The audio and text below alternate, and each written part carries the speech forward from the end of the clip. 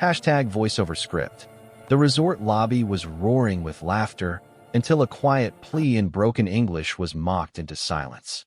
An old Japanese man clutched his reservation slip as the manager sneered. "Sir, this place is far too expensive for you." Humiliated, he backed away, eyes shining with the kind of hurt no one noticed or cared to. But what happened next? Just then, a waitress stepped out from behind the crowd and whispered a single Japanese greeting that froze the entire room.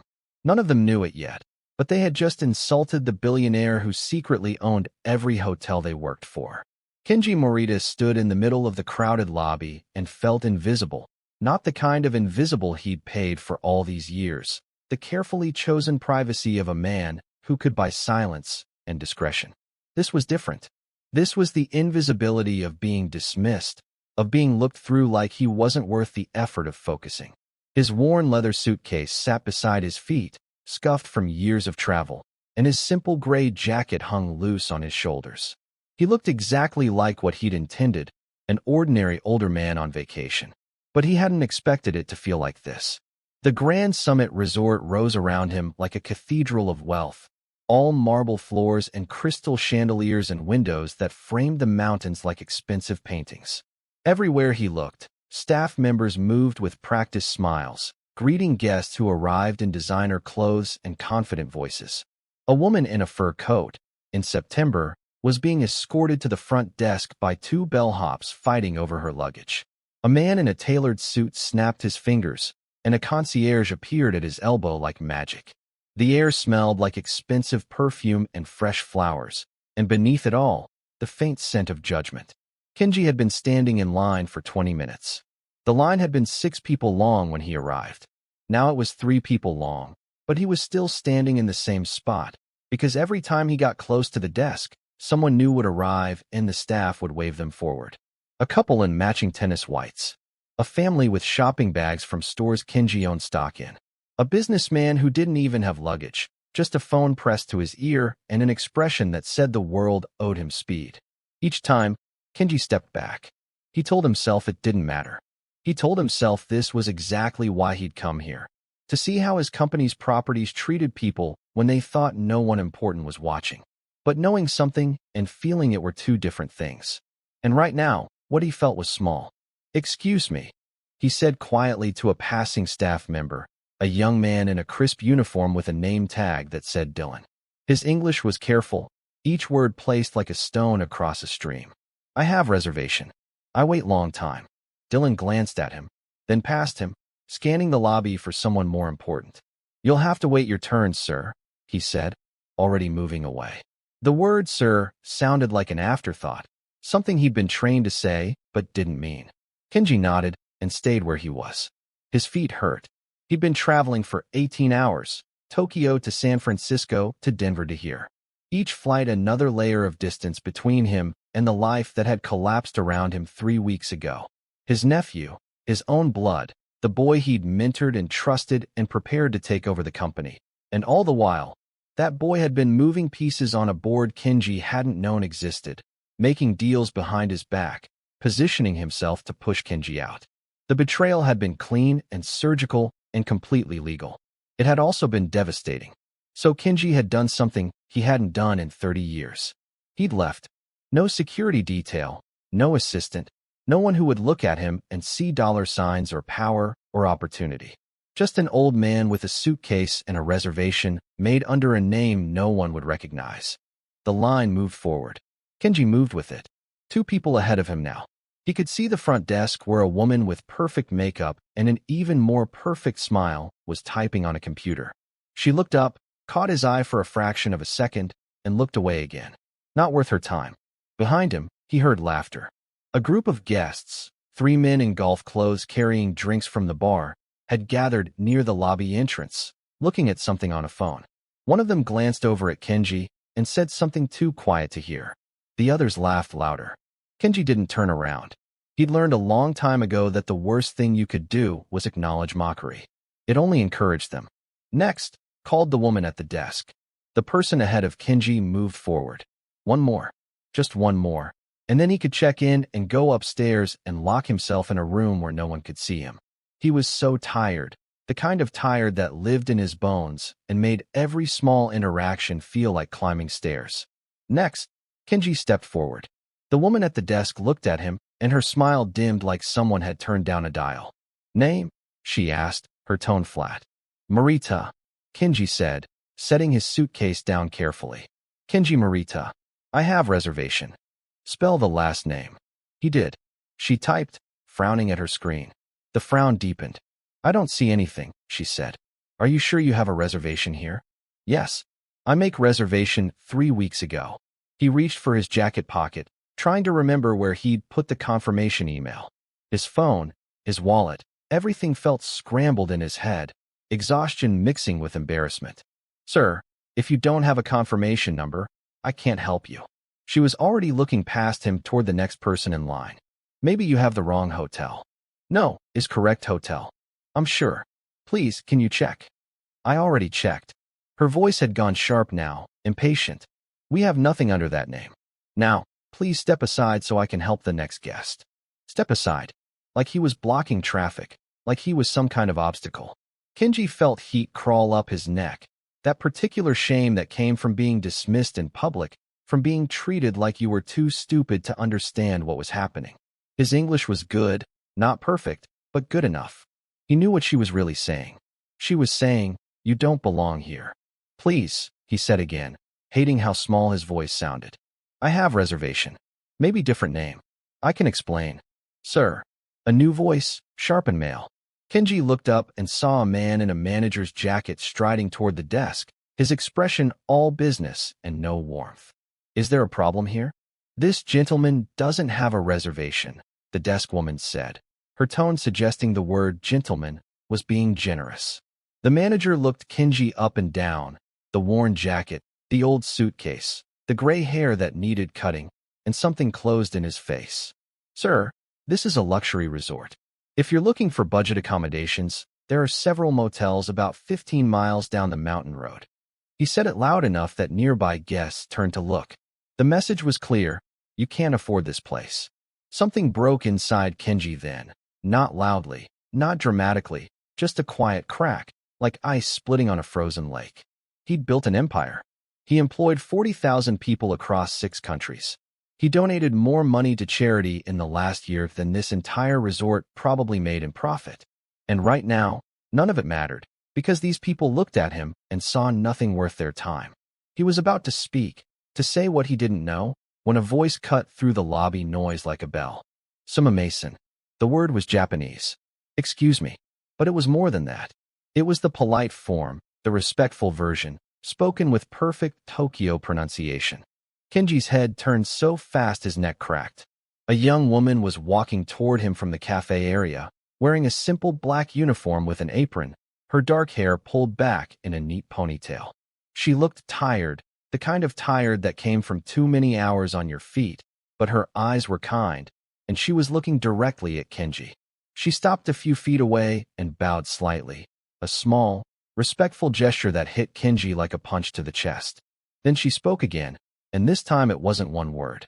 It was a full sentence, fluent and natural and impossibly unexpected. "Sir, may I help you?" The words were in Japanese, perfect Japanese. And suddenly, the entire lobby seemed to hold its breath. Kenji stared at her. For a moment, he forgot where he was. He forgot the desk clerk's dismissal, forgot the manager's judgment, forgot the 18 hours of travel and the 3 weeks of betrayal. All of it disappeared because this young woman, this waitress with tired eyes and flour on her apron, had just spoken to him in his own language, in his own country's respectful tone, and it felt like hearing his mother's voice after years of silence. "You speak Japanese?" he asked, still in Japanese, his voice rough with disbelief. She smiled. It wasn't a professional smile like the ones plastered on everyone else's faces. It was real, warm, the kind of smile that reached the eyes. "Yes, sir. I lived in Tokyo for several years. I couldn't help but overhear. It sounded like you were having trouble with your reservation." Behind Kenji, someone cleared their throat impatiently. The desk clerk was watching with narrowed eyes. The manager had crossed his arms, but the young woman didn't seem to notice or care. She was focused entirely on Kenji, giving him the kind of attention he'd been denied for the past hour. I have reservation, Kenji said, still speaking Japanese because it was such a relief to use words that came naturally. But I cannot remember the name I used. My assistant made the booking, but I left in a hurry, and I think maybe she used a different name for privacy. I have email somewhere, but I cannot find it on my phone. The woman nodded, listening with complete attention. Then she turned to the desk clerk and said in English, with just a hint of an accent, "Excuse me, Rachel. This gentleman is Mr. Morita. He has a reservation, but there may have been a booking mix-up. May I use the computer to help search for it?" Rachel, the desk clerk, blinked.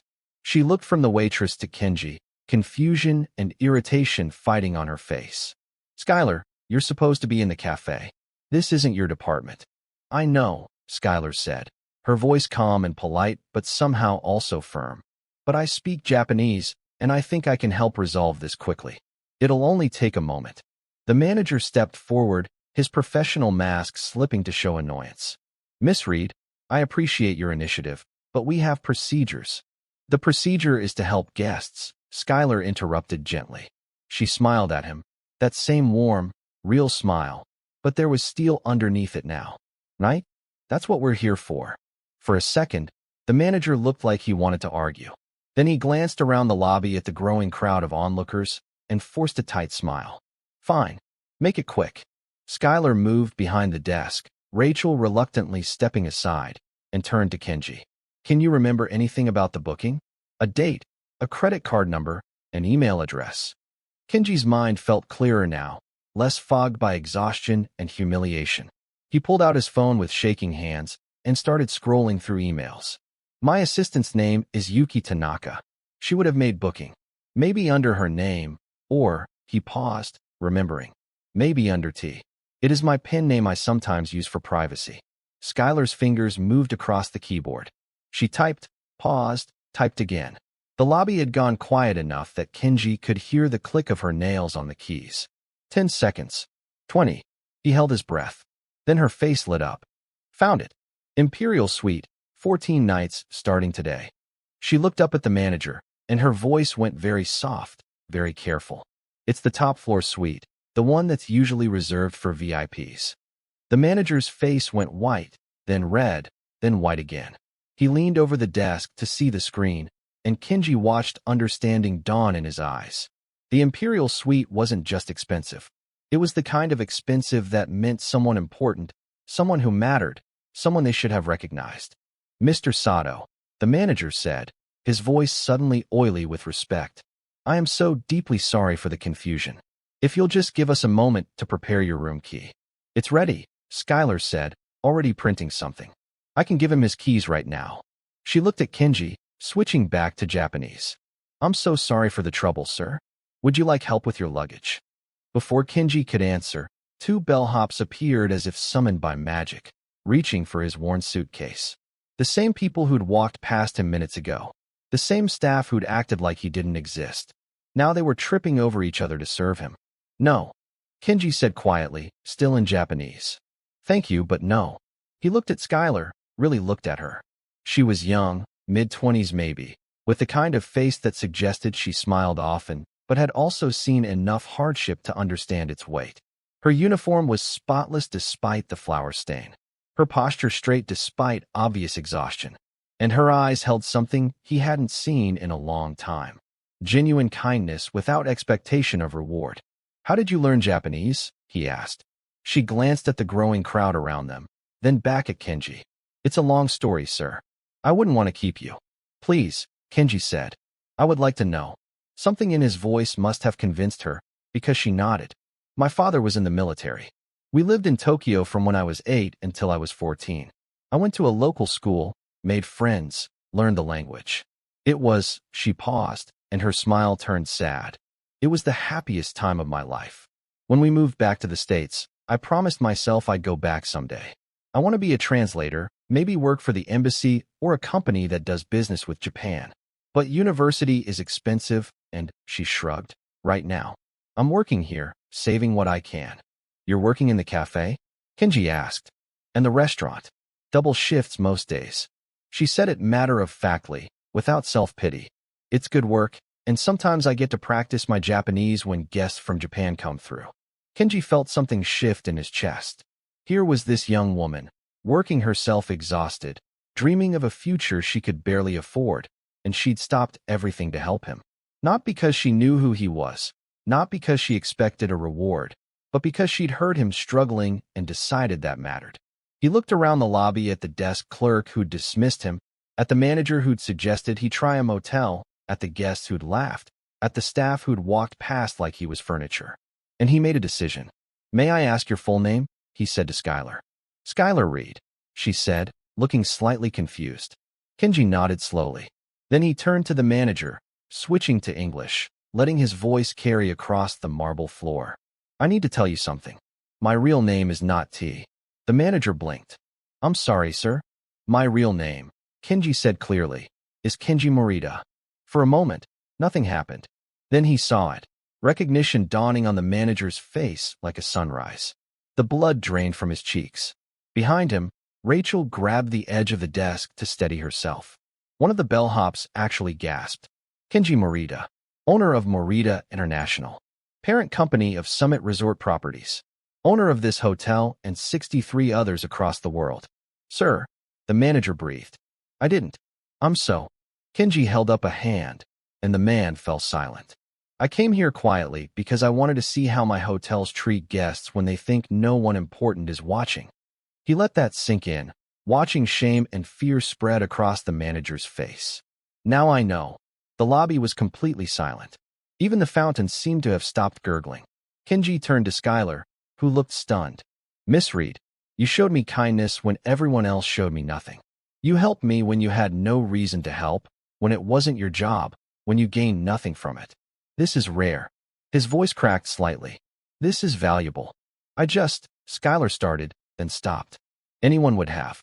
"No," Kenji said firmly. "Not anyone. Not today. Only you."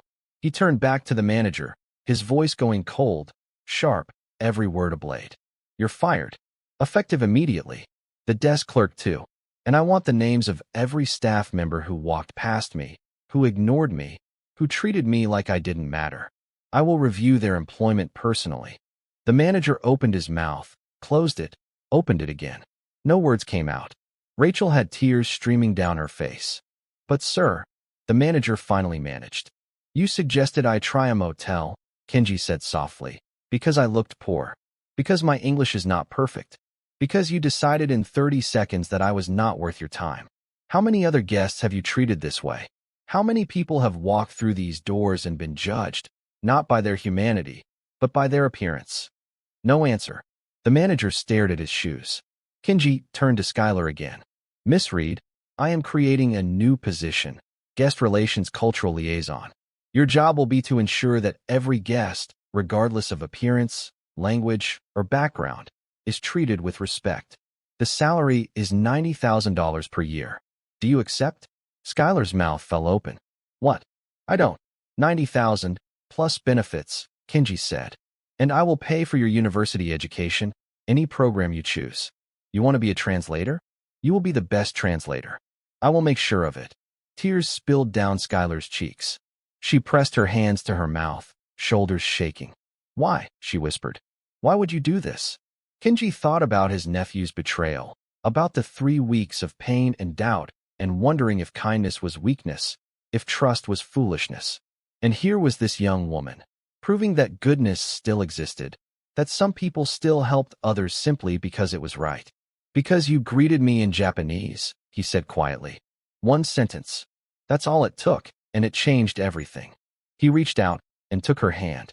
Around them, the lobby stayed frozen, everyone watching this moment unfold like a movie they couldn't pause.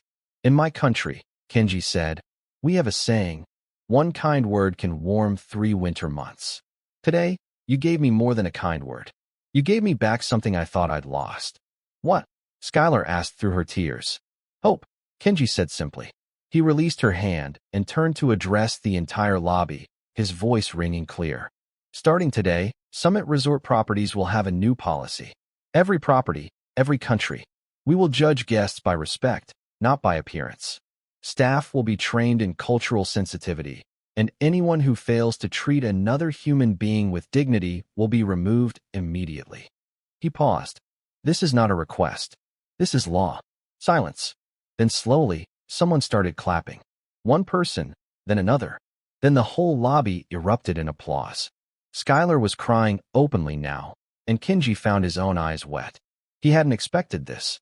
Hadn't expected that punishing cruelty would feel so much like healing. Hadn't expected that one young woman's kindness would give him a reason to believe in his own judgment again. Come, he said to Skylar in Japanese. Help me to my room.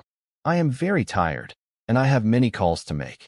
But first, I want to hear more about Tokyo. I want to hear about your dreams. I want to know everything. Skylar nodded, wiping her face. She came around the desk, picked up Kenji's worn suitcase, ignoring the bellhops, and walked beside him to the elevator. As the doors closed, Kenji caught one last glimpse of the lobby. The fired managers standing frozen, the guests whispering, the staff looking at each other with dawning understanding. And he smiled, a real smile, the first one in 3 weeks.